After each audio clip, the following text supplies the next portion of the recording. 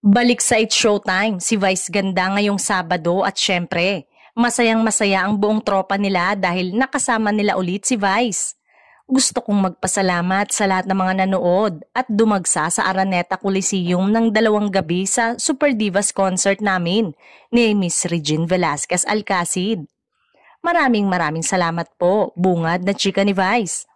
Ibang klase hanggang ngayon pinag-uusapan ng concert.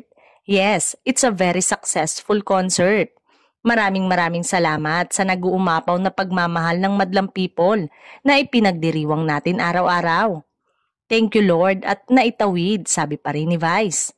At syempre, abot-abot din ang pasasalamat ni Vice Ganda sa mga bossing niya sa ABS-CBN. Sa support umano sa concert at personal na nagpunta sa Araneta para panoorin ang concert nila ni Miss Regine. Sa buong ABS-CBN, sa lahat ng mga kapamilya, kapuso, sa lahat ng madlang people, maraming salamat. Dagdag pa nito, sa lahat ng tao, sa lahat ng madlang people na nagmamahal sa akin. Araw-araw ko pong ipinagdiriwang ang pagmamahal nyo sa akin. Maraming salamat po. At dahil sa pasasalamat sa pagmamahal ay lahat ng madlang people sa studio ay may ililibre na McDonald's.